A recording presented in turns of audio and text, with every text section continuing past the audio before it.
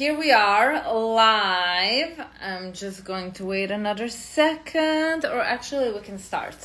Okay. All right. Hello. Lana live once again.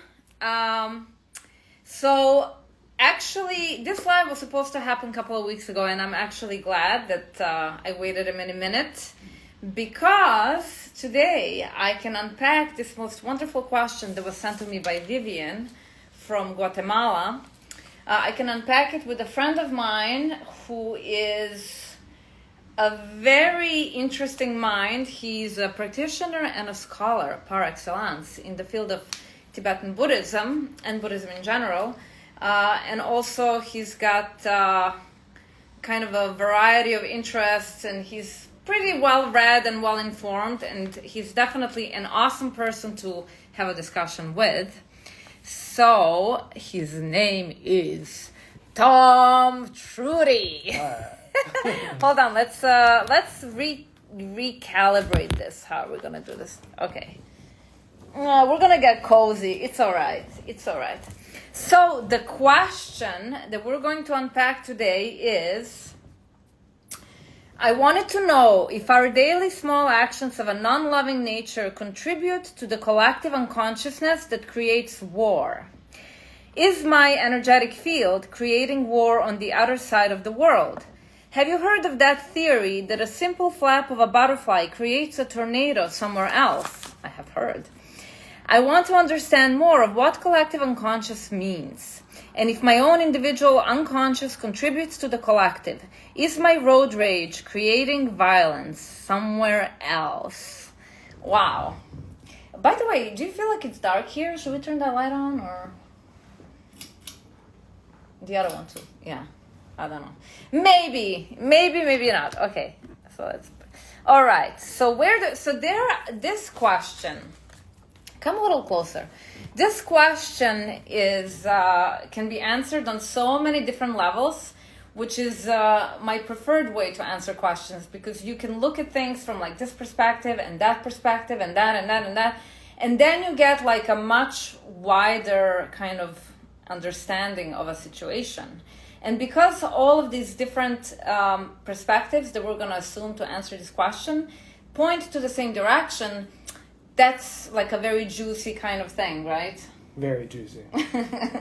Okay, so on the very first level, I want to mention something, and I have to refer to her question. So, all right, her first part of the question has to do with, whether her actions of non-loving nature contribute to the collective unconsciousness that creates war. Okay.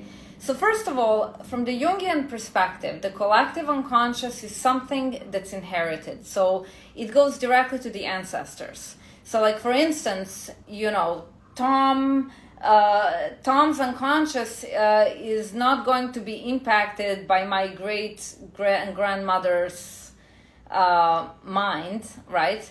However, we also have to take into consideration the fact that the society that we live in and the times that we live in and all of these sort of elements contribute or impact how we think, what kind of, mind and behaviors and actions we cultivate. So, for instance, let's take Nazi Germany as an example.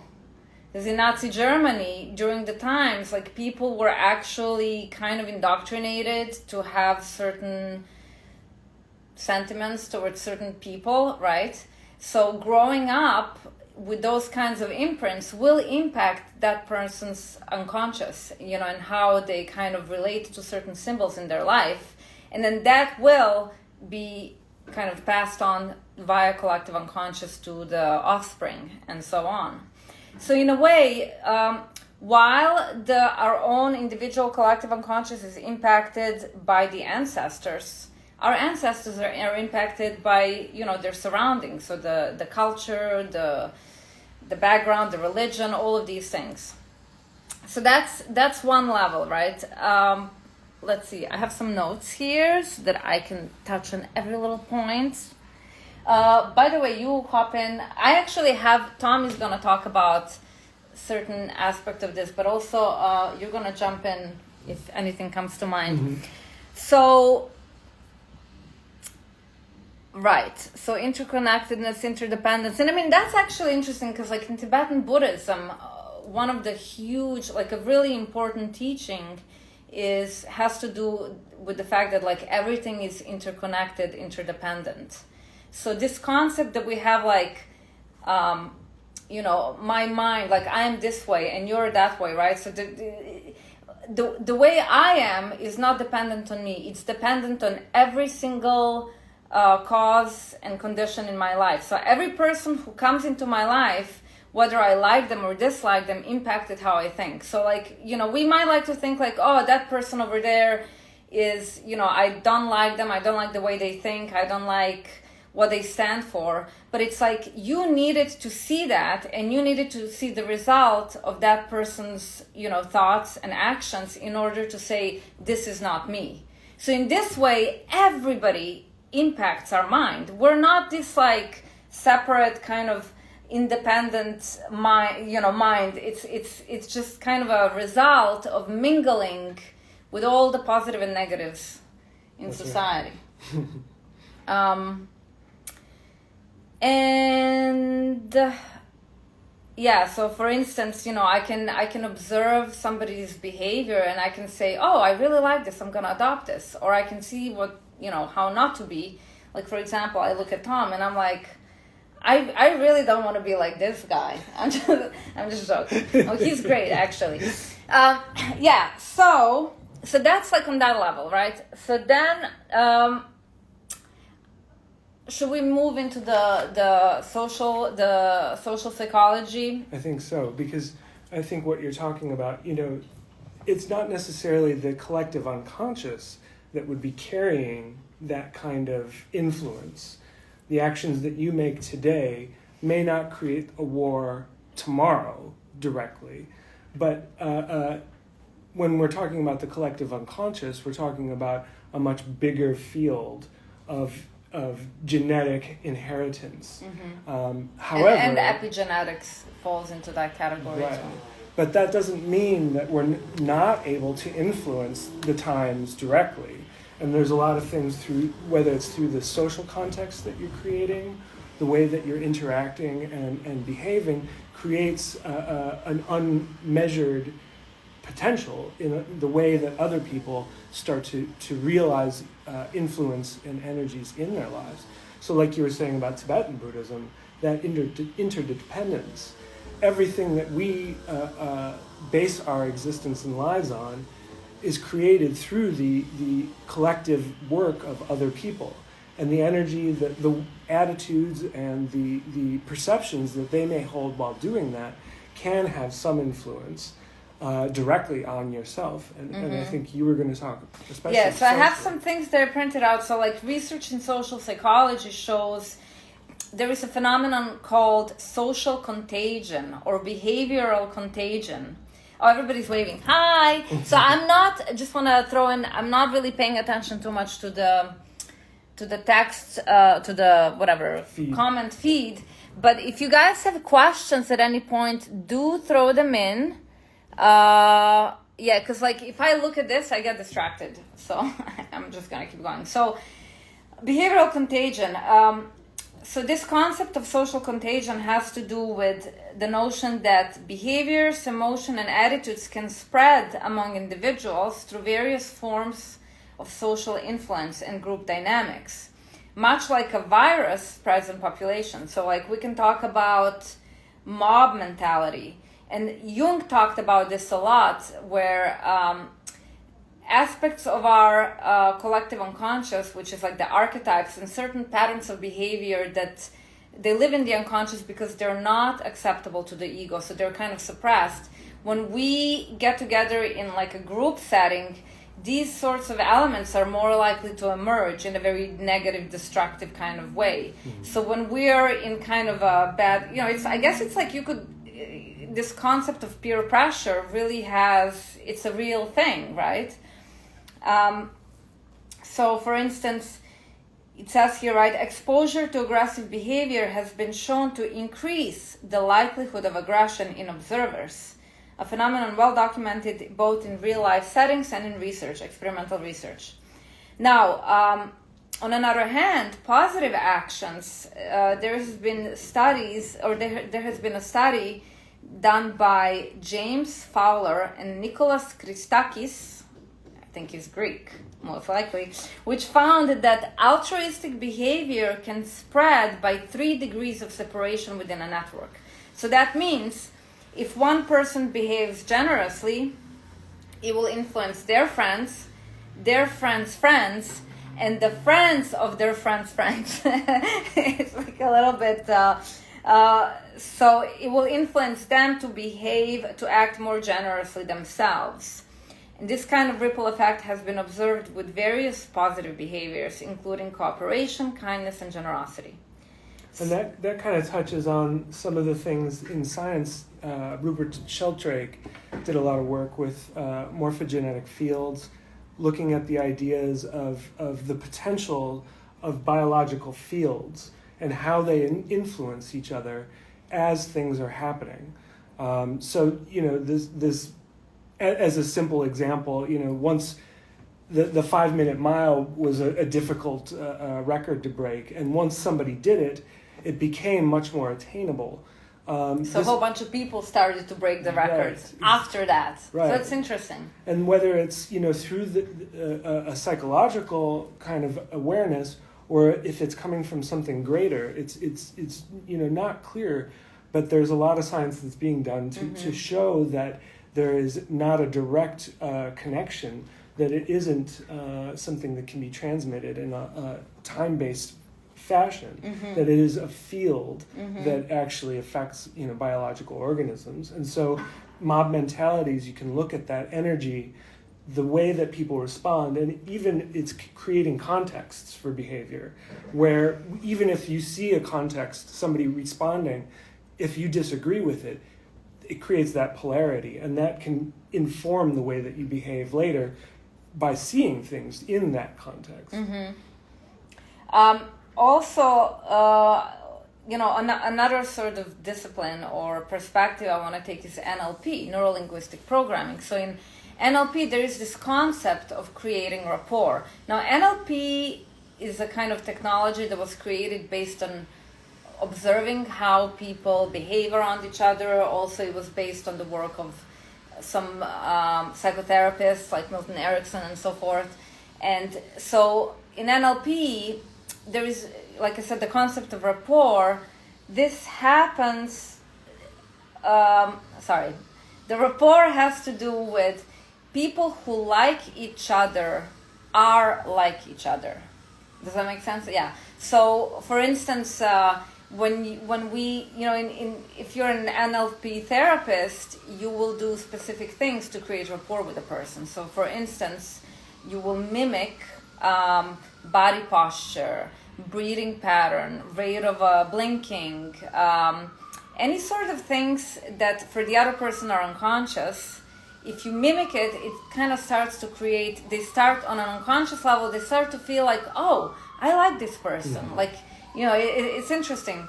So there is a lot to be said about like picking up on other people's behaviors and how our internal state affects others. In the same way, in hypnosis, when we speak, the hypnotic pattern of speaking is more slow, and kind of the tonality is kind of down and deep. And the reason we talk like this is because I want to put you into a state of deep relaxation now. And in the same way, it's like if I want to get you excited, I can oh my god, I can talk like this, and I have to tell you what happened to me yesterday. It immediately will impact how you receive this, and it will impact your inner state.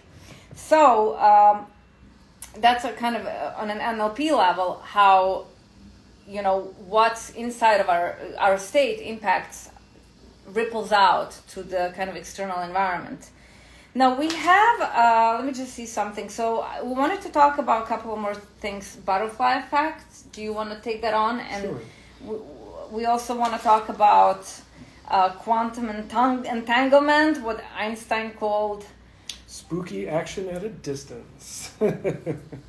spooky action at a distance. And then I also want to touch on concept of transference and countertransference, which is like super mind-boggling. But yeah, okay, let's and we also can talk about karma a little bit, but I think maybe you want to start with Chaos butterfly theory. chaos theory. So in chaos theory, basically looks at the idea that almost nothing that happens is random. Quite possibly nothing is random, and that anything that appears to us as a random occurrence or something that is, completely too complex a system to have any predictable outcome. In fact, generally, it's a issue of perspective, and that by pulling back or gaining more perspective, one's able to find a pattern that doesn't manifest as clearly at a more microscopic level. The idea of fractals comes into play here, but the theory that a butterfly's flapping of a wing in Texas can cause a typhoon in Thailand. The idea that each and every action that we make has an effect on the greater pattern, as above, so below, they say. Yeah. So also, I just want to throw in, because I took some notes on this. I'm not as, I've heard of it, but I'm not as familiar with it. As in a way you are. In chaos theory, they talk about the butterfly effect posits that small causes can have large effects in complex systems. And while butterfly effect traditionally applies to physical systems, the metaphor has been used to describe how small actions can have significant unforeseen consequences in large social systems. And you can definitely see that in social media, where things like memes and the trends and right. Gossip and patterns like that manifest and work themselves through the system, are processed and no longer relevant over time. Well, even there was that thing where they would start. Well, there are trends in New York that are violent that catch on. So it's like there was a trend to go. Right now there is a trend in New York. I'm sorry to bring this negative thing, but this is a good example to punch women who are walking down the street looking at their phones. So there was I don't know how many people were punched, how many women were punched by random guys on the street, right? And then there was this sort of trend that caught on with pouring a bucket of cold water, or there was some stupid challenge forever ago. But it's just these are little things that you can see. But when you look at the scientific kind of models that this is based on, and the idea, you can even look really down to the laws of the preservation of motion. That each and every action made is going to have an equal and opposite reaction.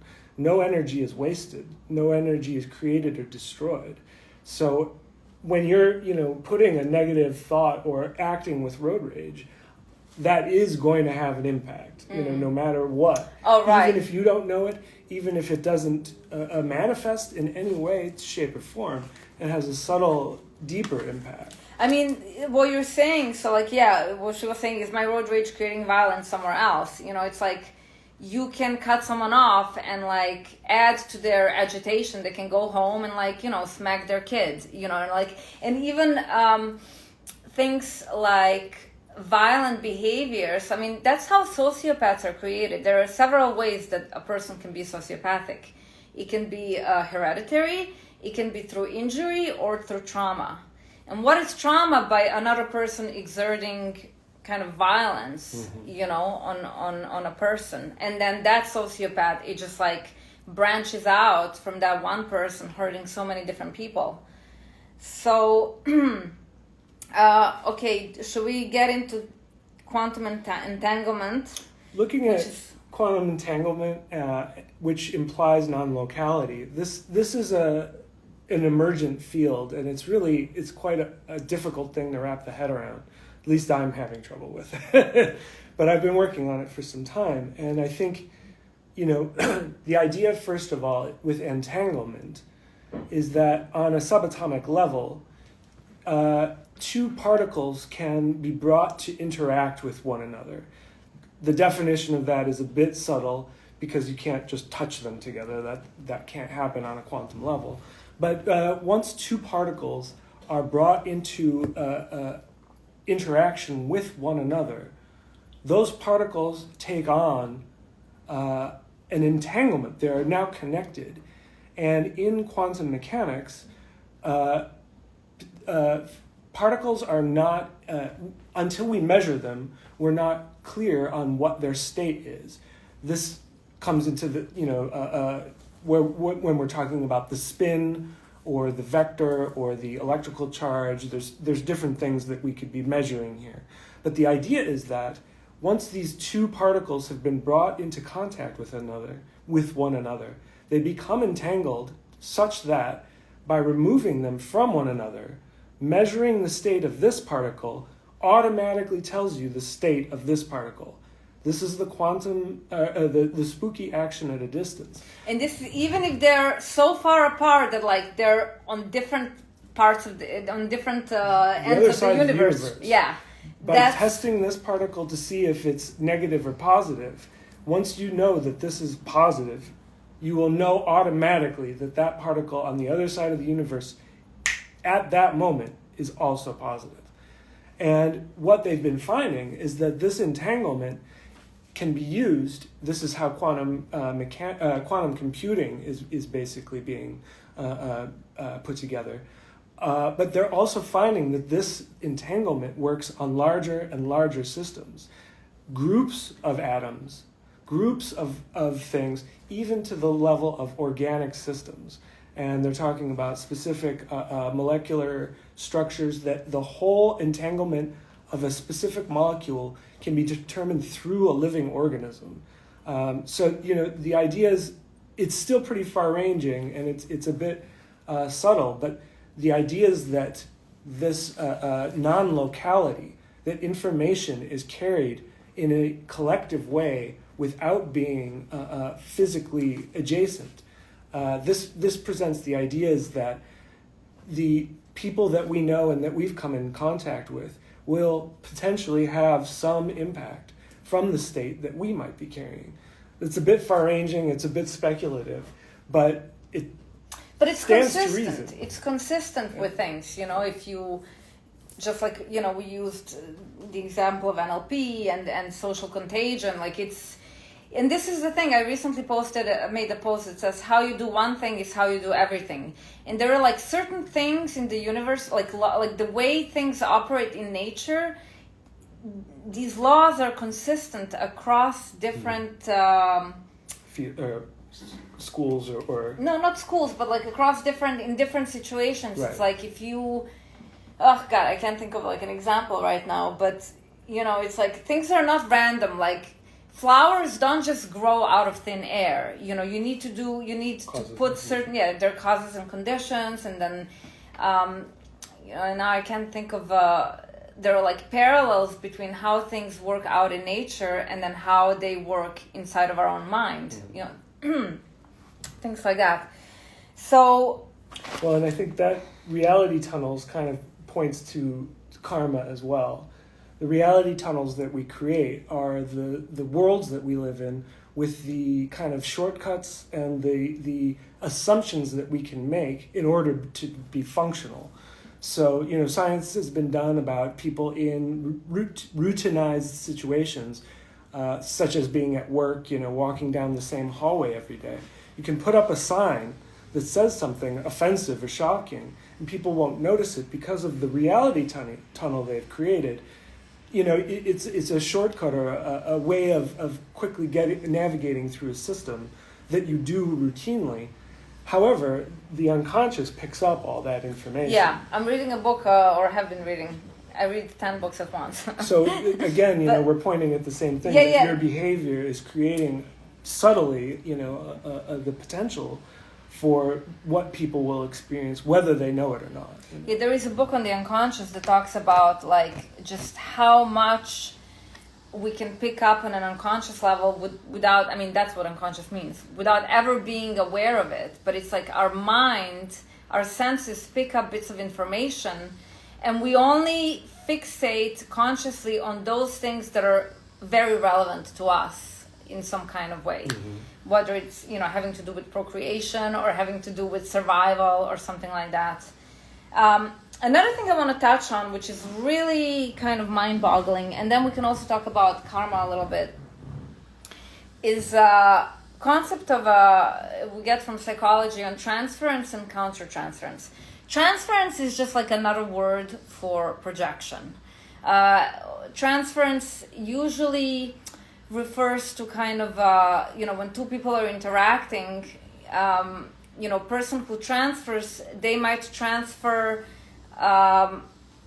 or project, how do I say this? Okay, so if I'm having an interaction with somebody, I might project my, let's say, I didn't have a dysfunctional mother, but if I did, right, in a kind of example, I might project my dysfunctional mother on that person, and I might relate to them as if, or I might be relating to them unconsciously as if they're my mother, kind of as if it's the same kind of dynamic. And what happens as a result, the other person, as a kind of, in response to my transference, they might counter-transfer. And what that means is that they might indeed start to behave as if they are my dysfunctional mother, even if it's outside of their, it's out of character for them. So this is kind of how, and this is all happening on an unconscious level. So like I'm trying to think, and this is why if we notice we have certain problematic patterns in our life, like I had a pattern of always falling into these relationships that are like really troubled.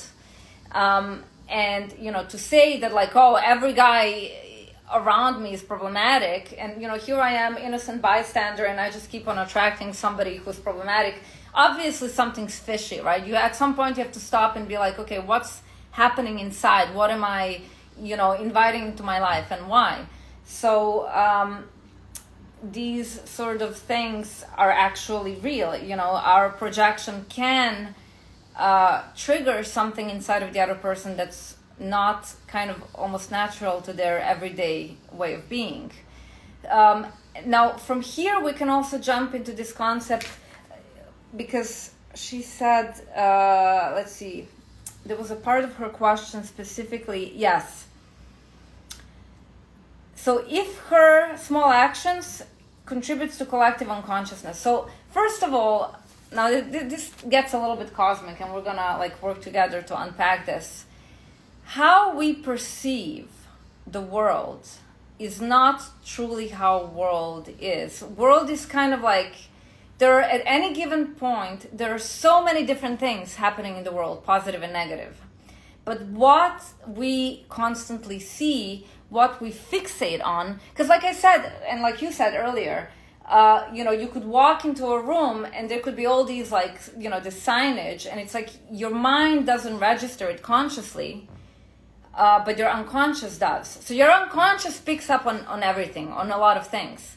But what we consciously focus on has to do with us, has to do with what's already in our mind, what kinds of things, you know, anything that's like traumatic or painful for us, anything relative to our shadow. So if, you know, shadow specifically has to do with noticing behaviors that are problematic, that we don't want to see in ourselves, that exist in ourselves, but we don't want to confront them, so we fixate on those behaviors in others, right? So that's one example. So like how we see the world is completely dependent on ourselves, and this can be problematic. I just want to throw this in before I let you speak. This can be interpreted in a problematic way, because people can take this as like, well, you know, if I see a serial killer, like, you know, how does that mean that like I'm a bad person because I see a bad person out there? It's not so simple. You could see a valid thing out there, but the thing that we fixate on it for a particular reason. And like For instance, I can see somebody who's a bad person, right? I can see somebody who's standing on the street and is yelling at me. And let's say there is two Lanas. One Lana has trained in compassion, right? She's practiced Buddhist methodology and has learned to kind of hammer in compassion as her first response. So when I see a person out there yelling and kind of freaking out, insulting me, what I may see because of my training is, oh, this person is suffering. This person is going through pain. This person has had a difficult life. As a response, I will feel compassion. And my response will be, if I cannot help, at least I will not harm and I'll go on my own way. And I'm not going to be triggered. I'm not going to be upset. I'm not going to get bent out of shape. Lana number 2, who hasn't had that kind of training, might take things personally. She might get super invested and super upset and might respond in the same kind of way, creating altercation, creating more pain, right? So here we are, there is Lana A and Lana B, looking at one and the same object, who's this like afflicted person. I see a person who suffers and I want to extend love and care. She sees somebody inherently annoying, problematic, an idiot out there, it ruins my day, the whole thing. So we are seeing one and the same person, but our perception is completely different. Now, what is this person? Who is he actually?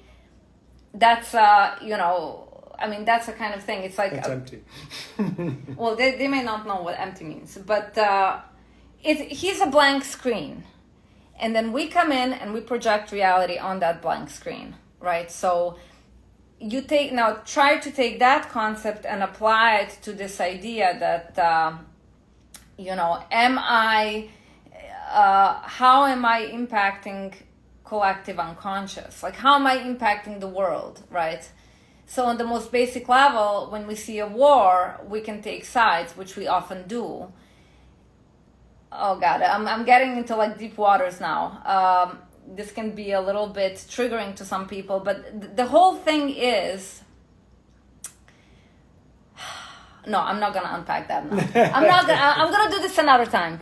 But I wanna get back into karma and emptiness and how. Well, an easy example of, I think, that exemplifies exactly what you're talking about as well, in this idea of projection and countertransference and so forth. Emptiness, if we look at a wooden chair, to me, I see a chair that I can sit on. That's because I'm a 6'1" bipedal human that has functional legs and spine. To a termite, that wooden chair looks like a banquet.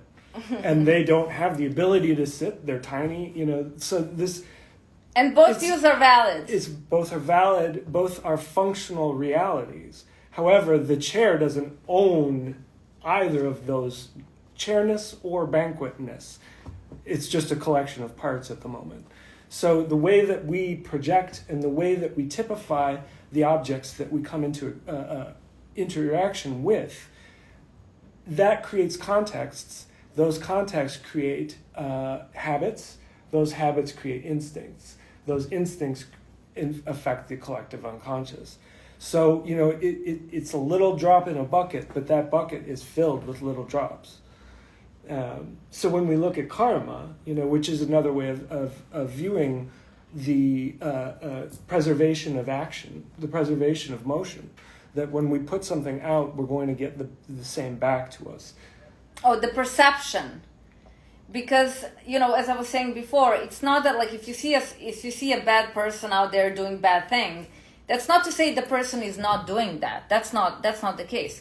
But your reaction is, the result of your karma, right? So it's like, am I going to be bent out of shape and be angry? Because it's like, look, if my response to something is anger, that person didn't put anger into me. I have anger, and I just allow myself, different triggers coming up will trigger my anger. It's my job to eliminate that. So I don't know, maybe I should mention this war example. In this situation right now, I'm just gonna bring it up. We can choose sides, and we can say validly like what this group is doing is problematic and what that group is doing is also problematic. But in reality, when there are two sides, and I can talk about this because I'm gonna stand up. I'm gonna be like, I'm Serbian and Croatian. I come from former Yugoslavia. I went through this. I've been on both sides. My Serbia and Croatia, there was a conflict. There was a war. Okay, and I spent my childhood in Croatia. I was born and raised in Serbia, and I've always considered myself a proper Yugoslavian, a mixture of both. And so I can speak from personal experience as someone who has been there and experienced this kind of conflict. And I can say that taking sides is a very ego-based narrative because we take sides of people that we consider that we're more close to, right? And then, or we're somehow invested in that side, or we see, but rest assured, each side has its fair share of victims, and each side has its fair share of opportunists and sociopaths and like problematic people, right? So my sort of attitude with things like this is taking sides is kind of a trap because, if you take one side, you necessarily advocate destruction of the other side. So it's like, for me personally, if you want to know my point of view, I wish there was no conflict. I wish there was no war. I hate to see people suffer, right? But at the same time, it's, to take one side negates, it just makes us see things in like black and white manner. And this is not how reality is. It's always shades of gray. So, karmically speaking, so this is another thing. It's like, this concept of like, is my own anger contributing to the war out there? In a way, it's reflecting that reality, right? Because if I'm like angry at these people, but I want to protect these people, but I want to destroy these people, or, maybe not destroy is like a bad word, but if I have heavy duty animosity for an entire group of people, I mean, how is that different from the people that you sort of, that you blame for like any oppressor is taking, I'm losing my, any oppressor is justifying their hatred in the same way we are justifying ours, right? So if I say like, these guys are doing the bad thing, they should be destroyed, it's the same kind of thing. So it's a trap, it's a spiritual trap. And condoning any kind of violence creates causes for us to experience violence in the future. Creating division, because if you look at like what causes violence and wars, it's division. It's thinking that my stuff is better than your stuff, or I'm right and you're wrong, instead of recognizing that, everybody's worldview is valid for them. So, if I'm a person, I'm going to see a chair. If a termite is a termite, they will see a banquet, right? So it's like I can't go and say termite is wrong, or, it's like a stupid example, right? But that's the bottom line, right? So unplugging, that's matrix, that's living in duality. That's like, seeing things as black and white. It's all off, it's all wrong. When you unplug from that, this is like, if we want to walk the path of an adept, we gotta unplug from all of these narratives that take things to be 100% positive, 100% negative. Like, it's just such a dualistic, problematic way of looking at the world, And I think another thing, like, that part of this also it reflects in neuroplasticity, and the idea that the first time you do an action, you create a new connections between synapses in the brain. Each time you redo that action, that connection gets reinforced and made thicker until, as a habit, it becomes like a highway. It becomes something that you barely even need to put energy in, and the whole chain will then reenact itself because you've got this whole linkage built in your brain. So when we indulge ourselves to engage in negative behaviors like anger, like road rage, and we allow that pattern to continue, even if it's not in the context of driving, we now have a very well-reinforced system that instantly knows how to go to anger and knows how to go to self-justification and self, elevation in some ways. Momentum. So, and that, that type of patterning is then influential, especially if there's children around us. This helps to establish those patterns in others. So, it's not direct in the sense of a collective unconscious, but we're creating, all of these things create the ability for them to perpetuate. Yeah, it's like, with karma, it's like playing a piano.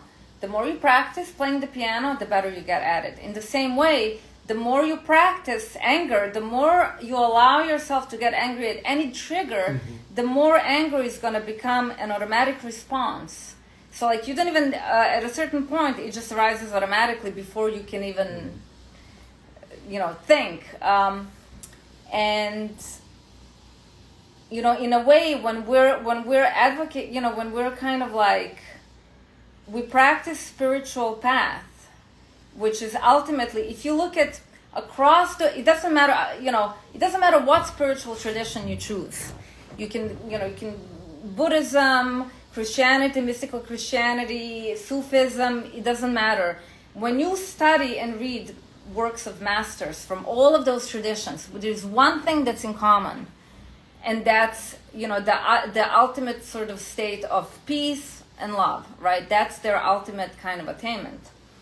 And if we walk a spiritual path and then we sort of get caught up in this kind of trap where like we're angry and we have animosity for an entire group of people, I mean, it's kind of like being hypocritical. It's like you demand peace in the world, yet it's okay for you, to have animosity and to harbor kind of, because in reality, if you see somebody who's lost the way, what are you going to do? Hate them? Like, how is that going to help them? What is that going to do? You help if you can, you educate. And this is why, in my mind, like, I've seen people say, like, oh, if you don't post about the war, I'm going to unfollow you, or you're not a true practitioner. And it's like, my path is to help share information that, share my experiences and practices and things that are helping me over the years become more integrated, more self-sufficient emotionally, and ultimately more at peace. Because spiritual path is about developing the peace from within. And then we can go out and make a difference. But it's like, so sharing things that lead into integration, because that's actually the problem in the world. It's really kind of like lack of a certain kind of education, right? They're drilling outside. I wonder if that means it's like an alarm. It's like the reality is saying, you've been talking for 45 minutes. Nobody wants to listen drilling to you anymore. teeth. So anyway, this was a long one. And I probably went on a tangent a couple of times. Because some of these things like, the war thing, it's like it's hard sometimes to say. I think there are also some reservations within myself because, talking about things that are polarizing can get people to get really triggered and to like not even hear what's being said because they're so invested in there. But anyway, yeah. So anyway, I think we can wrap up. Is there anything else we can mention here? Did we mentioned a little bit of everything. Is there anything else about karma or... I mean, listen to Gandhi. Be the change. Hey, Monica, we see you. Be the change you want to see in the world. I mean, that's literally the secret, It's like you want to change the war, like stop being an a-hole. I mean, it's okay. We all an a-hole, but then we can go and be like, we can fix it. We can say I'm sorry, and we can determine not to do it again, or we can do better. It's not about guilting. It's just about growing, And the same thing. It's like self-loathing, voices of self-loathing. That's war. What is that? It's like there are different aspects of yourself. There are like a lot of our painful things spring from our kind of inner child. And when we make a mistake, we go back and we're like, I am nothing, I am shit, I'm like, I'm no good, and then you're like, what is that but war? It's oppression within yourself, How can you expect the world to be any better? We can't. So we gotta start from ourselves. Okay, do you want to see my little Mr. Mumu? You want to see peace in action? My little monkey. Wait, did I get him? I did. Hello, Mumu. Actually, he's very misleading. He's a little demon. He's a little Nazi. He's mercurial. Okay, this is it. Thank you, everybody. I'm just quickly gonna see if anybody. It can be projection of past. Observer is observed. Yes, that's true. That's another thing we can talk at some point more, like how also everything that happens outside of ourselves points to something inside. So if you see war out there, that war that you see reflects war within. That's 100%. This is like super juicy stuff. Anyway, no questions, just waves. Waving back. Okay, that's it. Love, love, love. Hope everybody's good. Say goodbye to Tom. Oh, wow, I accidentally. How did I do that? Oh, anyway, it doesn't matter. It's time to stop. Bye-bye now. How do I stop this? Okay.